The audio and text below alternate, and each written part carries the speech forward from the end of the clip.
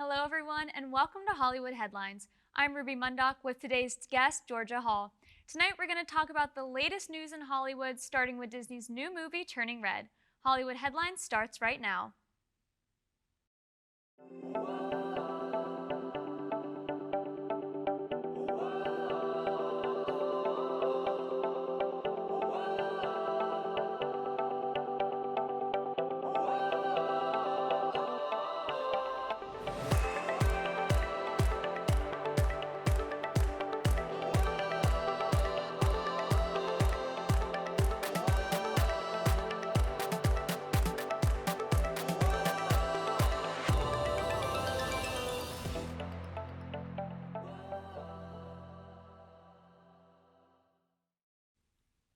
Disney's new movie, Turning Red, is set in Toronto, Ontario in 2002. The movie follows Mei Lee, a 13-year-old Asian-Canadian student who's torn between staying her mother's dutiful daughter and the chaos of adolescence. And as if that wasn't enough, whenever she gets strong emotions, she poofs into a giant red panda. The movie was released in the US on March 11th. Georgea, have you seen Turning Red yet? Ruby, I have seen Turning Red. I just recently watched it today, actually. Oh. And I enjoyed it a lot. I think every single movie Pixar has been releasing lately, they never miss. Pixar never misses. Thanks. But especially recently, the Disney Pixar movies with Encanto, Luca, and now Turning Red, I feel like they haven't missed. And I'm enjoying them. I'm not gonna lie to you. I have not seen any of those three movies. Ruby, I am so fake. You're behind. You're behind. I really am. I'm gonna have to have a movie binge session soon. We can do it. But Yeah. I think that I've heard great reviews from them, and I know that there is some significance about Mei Lee, the main character, turning into a panda in this movie. Can you kind of like elaborate on what you saw with that? Absolutely. I think there's a lot of, I think the direction Disney and Disney Pixar is going in is they're not shying away from these heavier topics. We saw that with Encanto, and now we're seeing Turning Red. It's kind of, it focuses the main characters, the main group of friends, they're all in 8th grade. So it focuses on all of the experience we all went through in 8th grade, which is like the puberty and like the controlling of the emotions, and it does it in such a perfect way that it's like, I literally was watching, I was like, yeah, this is 8th grade. Even just like the nerdiness and like the cringiness of the group is like, yeah, it's so cute, so perfect. And I think also too, like, a lot of people have been talking about that. It's good. There's good reviews about it and there's bad reviews about it. You know what I mean? Like, it's like there's one scene. The thing that confuses me is, I've been seeing this on Twitter, is there's one scene where she gets her period, or she doesn't get her period, but her mom thinks she got her period, and her mom like gets a box of tampons and pads, and people on Twitter was like, my child should not be watching that. And it's like, but that happens. Yeah. That happens in middle school, and it's like these things that people are like, oh, no, we shouldn't talk about that. We're talking about them, and we should, because kids at that age are going through that.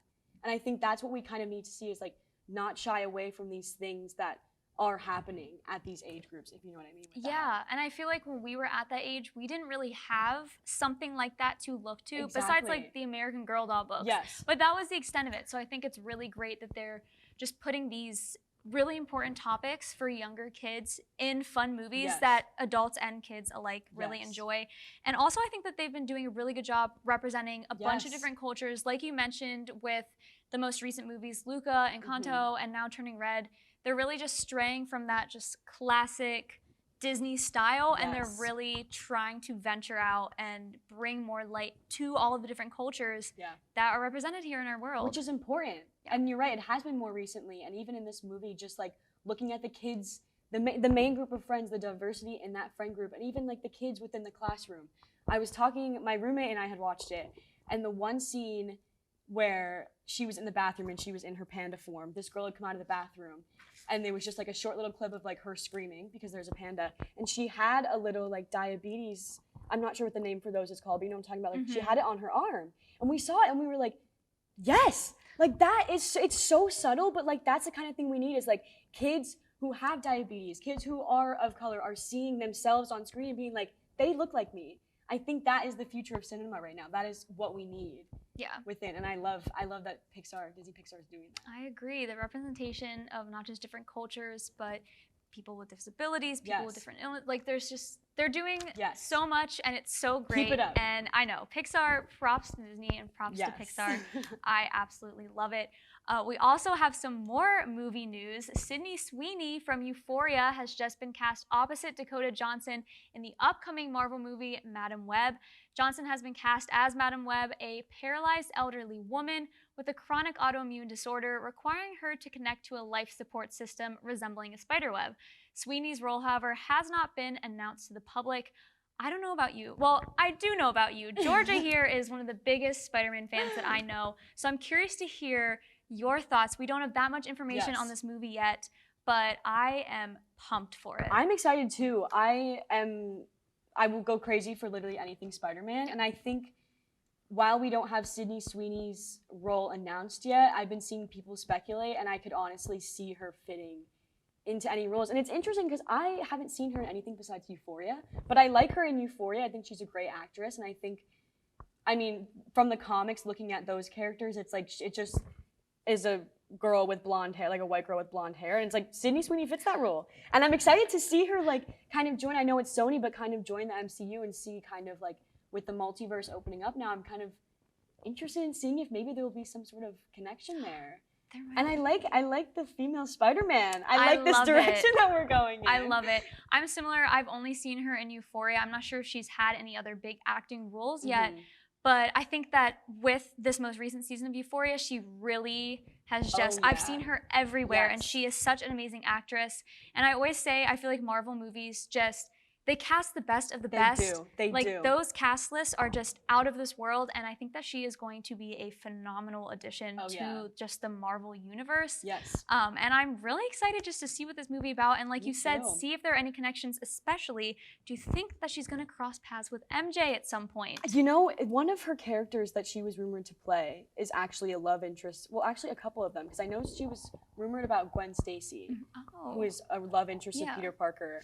And there was another one too, I forget the name, I'm blanking, but from the comics, that was also a love interest of Peter Parker. So like, there could be I don't know, that makes me nervous though. Like, I'm a big Peter MJ stan. So given the ending of No Way Home, like, true.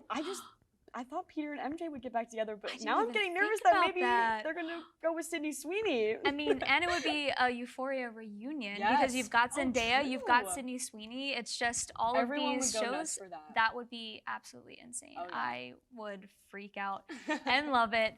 So that's a lot of movie news. There's a lot of movie news. Lots going on. But when we come back, we'll be talking about Billie Eilish's songs for the film Turning Red. Hollywood Headlines will be right back.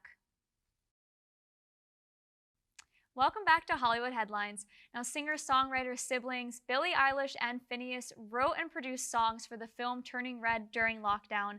The film features a fictional boy band called Four Town, which the sibling duo wrote the songs for, and Finneas is actually the voice of Jesse, one of the band members. The 3 songs they wrote for Four Town are Nobody Like You, One True Love, and You Know What's Up. Now, I know I haven't seen the movie yet, but I did get a chance to listen to some of the songs, and I absolutely loved them. We had a little dance break before the show started, and I thought they were really good. That's the thing. I would, like, unironically, I would listen to that. Like, if it wasn't from Turning Red and it was on the radio, that would be, I would bump to that. And it's also, too, like, the movie takes place in 2002, which I thought was a little strange.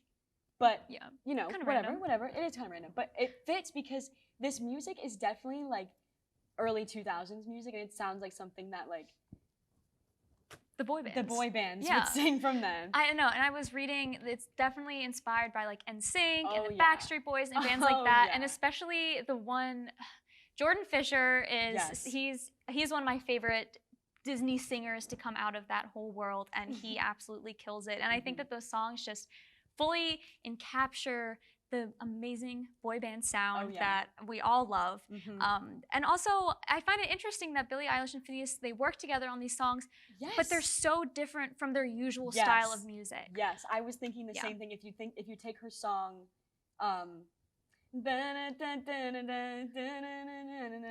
Than Ever, that's what it is. If you take Happier Than Ever and you compare it to Nobody Like You, I think that's the song, they're like 2 different moods, but that shows just how good they are.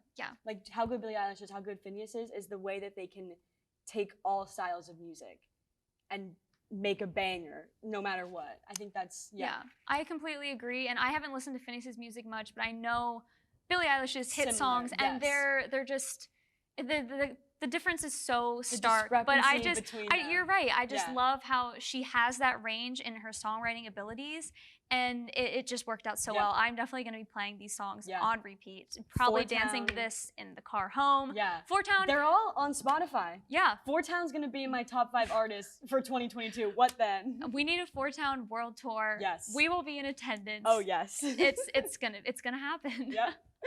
Well, when we get back from the break, we'll also be talking about season 2 of Bridgerton. So stay tuned. Hollywood Headlines. We'll be right back.